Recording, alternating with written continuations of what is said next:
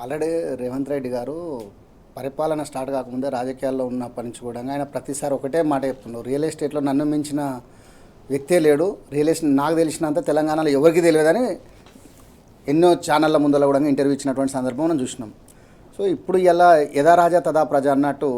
ఒక పాలించినటువంటి ముఖ్యమంత్రి గారే రియల్ ఎస్టేట్ ఆ విధంగా నేను చేస్తున్నా అన్నప్పుడు కింద ఉన్నటువంటి మంత్రులు చేయడంలో తప్పేముంది? అంటే ఇక్కడ మనము ఈ ఒక్క భూమి గురించే కాకుండా మనము గతంలో ఇంతకుముందు పెద్దలు చెప్తూ ఎస్సీ భూములు కానివ్వండి, హిల్ట్ ప్రాజెక్టు కానివ్వండి, అదేవిధంగా మహేశ్వర నిజర్లో ఉన్న నాదర్గుల్ భూములు కానివ్వండి, తెలంగాణ వ్యాప్తంగా భూములు ఎక్కడైతే ప్రభుత్వ భూములు ఉన్నాయో, చిన్న చిన్న లిటిగేషన్స్ ఉన్నాయో వాటన్నింటి మీద కన్నేసి ప్రజలకు ఇచ్చినటువంటి హామీలు కానీ ప్రభుత్వం చేస్తున్నటువంటి పనులకు అన్నీ పక్కకు పెట్టేసి ఓన్లీ ఒక రియల్ ఎస్టేట్ వ్యాపారం మీద ఉన్నటువంటి ఫోకస్ ఇంకో దాని మీద లేదని చెప్పేసి ఇక్కడ స్పష్టంగా అర్థమవుతుంది మనకు. మనం ఏదైతే ఫ్యూచర్ సిటీ అని చెప్పేసి వాళ్ళు ఎంతసేపు కాన్సన్ట్రేషన్ డైవర్షన్ చేసుకుంటూ రాజకీయాలు పక్కకు తీసేసుకొని తన సొంత ఆదాయాలను పెంచుకోవడానికి, సొంత ఆస్తులను పెంచుకోవడానికి ప్రయత్నం చేస్తున్నట్టు ఇక్కడ స్పష్టంగా అర్థమవుతుంది. ఇక ఈ భూములు మనం ఏదైతే మనం అనుకుంటున్నామో 1973 నుంచి ఆల్రెడీ కావు, వ్యవసాయానికే అనుయోగమైన కావు అని చెప్పేసి ఆల్రెడీ ఎప్పుడైతే మనం అనుకుంటున్నామో అక్కడ ఉన్నప్పటికీ కూడా 1997లో ఒక వ్యక్తి నేను 1973 నుంచి సాగు చేసుకుంటున్నా అన్నారు. కానీ దానికి 2003లో రవిచంద్ర గారు, అప్పుడు జేడీగా ఉన్నటువంటి రవిచంద్ర గారు, నేను ఆల్రెడీ దీన్ని అబ్జర్వేషన్ చేశాను, దీన్ని అనేక సార్లు పరిశీలించినాము, 1973 అసలు అవి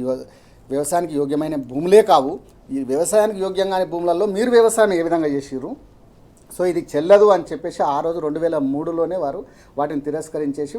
ఇనాం యాక్ట్ 1955 ప్రకారము ఇది చెల్లదు అని చెప్పేసి ఆల్రెడీ క్యాన్సిల్ చేసినటువంటి రవిచంద్ర గారు అప్పుడు స్పష్టంగా చెప్పారు. ఏదైతే 1970 లేవు, సాగు రెవెన్యూ ప్రకారం కూడా లేవు, ఇవి 1955 ఏదైతే ఇనాం యాక్ట్ ఉందో దాని ప్రకారము ఇవి ప్రభుత్వానికి చెందినవి అని చెప్పి స్పష్టంగా ఆర్డర్స్ ఇష్యూ చేసినప్పటికీ కూడా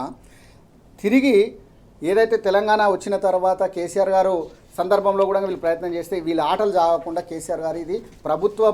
భూమి, ప్రభుత్వానికి భవిష్యత్తులో తెలంగాణ తరతరాలకు పనికొచ్చేటువంటి ఒక ఆస్తిగా భావించి ఎక్కడ కూడా ఇలాంటి కుట్రలు కుతంత్రాలను అన్నింటినీ ఛేదించి పక్కకు పెట్టేసి దాన్ని ఆ విధంగా కాపాడుకున్నటువంటి సందర్భం. కానీ కాంగ్రెస్ ప్రభుత్వం వచ్చిన తర్వాత, రేవంత్ రెడ్డి గారికి వచ్చిన తర్వాత మళ్ళీ దానిని తిరగదోడి ఏ విధంగానైనా చేజిక్కించుకోవాలని చెప్పేసి రాజీనామా, అంటే రిటైర్మెంట్కు ముందున్నటువంటి ఒక 2-3 రోజుల ముందున్నటువంటి అధికారిని తీసుకొచ్చి అక్కడ పెట్టి వారితో పనులు చేయించుకోవడానికి అవకాశం కల్పించి ఈరోజు మంత్రులు వారి కనసందుల్లోనే, అంటే ముఖ్యమంత్రి గారి కనసందుల్లోనే జరిగిందని మనం స్పష్టంగా చెప్పొచ్చు. ఇక్కడ ఇద్దరు మంత్రులనే మనం చెప్తున్నాం, కానీ ఇద్దరు మంత్రులు కాదు, ముఖ్యమంత్రి హస్తం లేనిది మాత్రం ఇంత పెద్ద దాదాపు 5,050 కోట్ల రూపాయలు, అంటే 5,000 కోట్ల రూపాయలు, 275 ఎకరాల స్థలము, ఇంత ఏదో ఎకరమో 2 ఎకరాలు అంటే మీరు అన్నట్టు ఒక మంత్రో, ఒక ఎమ్మెల్యేనో, కార్పొరేటర్ చేసిన, కానీ ఇంత పెద్ద దాంట్లో ముఖ్యమంత్రి హస్తం లేదంటే ఎవరైనా నమ్ముతారా? అంటే మీరు ప్రజలకు ఇచ్చినటువంటి హామీలు పక్కకు పెడతారు, ప్రజలకు చేయాల్సినటువంటి వారి యొక్క సంక్షేమం గురించి కానీ అభివృద్ధి గురించి కానీ ఆలోచన ఎక్కడా ఉండదు. ఇంతసేపు మీ సొంత లాభం కోసము, తన అనుయూల కోసము, లేదంటే మేమేదో చేయాలని చెప్పేసి మాటలు మాత్రం ప్రజలకు చెప్తున్నారు, మూటలు మాత్రం వీళ్ళు తీసుకెళ్తున్నారు. అంటే ప్రభుత్వ భూమి మొత్తం కదా అంటే ఉన్న మొత్తం ఇంకా రేపు భవిష్యత్తు తరాల్లో తెలంగాణలో ఎక్కడ కూడా ఒక ఎకరం ప్రభుత్వ భూమి ఉంది అని చెప్పుకోవడానికి కూడా అవకాశం లేకుండా, ఆస్కారం లేకుండా ఎంతసేపు దోచుకున్న కాడికి దోచుకోవడం అన్నట్టు, అంటే అందిన కాడికి దోచుకోవడం దాచుకోవడం ఈ ప్రభుత్వంలో జరుగుతున్నటువంటి పనితీరు అనేది స్పష్టంగా ఇక్కడ అర్థమవుతుంది మనకు. ఇట్లా ప్రతి దాంట్లో విషయంలో ఏ విషయం తీసుకున్నా కానీ రేవంత్ రెడ్డి గారి పరిపాలన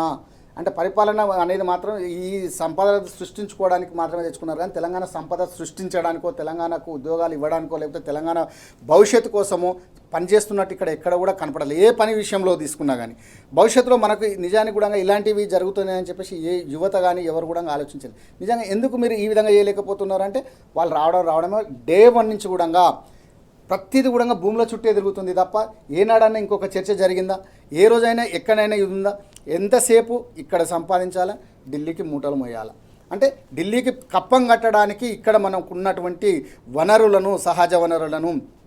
భూములను కానివ్వండి, ప్రతిదీ కూడా కొన్నిట్లో నేను బ్యాంకులలో తాకట్టు పెట్టాలా, లేదంటే అవకాశం ఉంటే అమ్మేయాలా, లేదంటే ఎక్కడ తాకట్టా అమ్మడమా, రెండిట్లలో ఏదో ఒకటి జరగాల, కానీ అక్కడ మాత్రమే అందాల సమయానికి. సో ఇట్లాంటి వ్యవహారంతో ఈరోజు జరుగుతున్నటువంటి ప్రభుత్వము రేపు భవిష్యత్తులో కూడా ప్రశ్నార్థకంగా మనము అందరం కూడా ఈరోజు కళ్ళు తెరవకపోతే రేపు భవిష్యత్తులో మొత్తం కూడా ఉన్నది మొత్తం అమ్మేసేసి చేతులు దులిపేసి ఇంకా మా దగ్గర ఏమీ లేదు అని చెప్పేసి ఏదో మేము బంగారు గనులు ఉన్నాయనుకొని వచ్చినాము, ఇలా కుండలు కూడా లేవు అని చెప్పి ఆ కుండలు కూడా పగలగొట్టిపోయే పరిస్థితి కనపడుతుంది ఇలా రేవంత్ రెడ్డి గారి పరిపాలన మనం చూసుకున్నట్లయితే. అంటే వీరి యొక్క ఆ మాటలు మాత్రం ఎంతసేపు మేము అభివృద్ధి చెందుతాము, 2030 వరకు నేనే సీఎం, ఇంకా వేరే వాళ్ళు లేరు, మొత్తం కాంగ్రెస్ పార్టీ ఉంటుంది అని చెప్పేసి ఆయన మాటలు మాత్రము కోటలు దాటుతున్నాయి, కానీ చేతలు మాత్రం ఇక్కడ ప్రజలకు చేసేటువంటి పని ఎక్కడ కూడా కనపడట్లేదని మనకు స్పష్టంగా అర్థమవుతుంది. భూతద్దంలో వెతికినా కానీ తెలంగాణను అభివృద్ధి చేసి 2.5 సంవత్సరాల్లో అభివృద్ధి కాదు కదా, కనీసం ఇక్కడున్న రాయి అక్కడ పెట్టినటువంటి మాత్రం మాటలు కనపడట్లేదని మాత్రం స్పష్టంగా అర్థమవుతుంది. రైట్.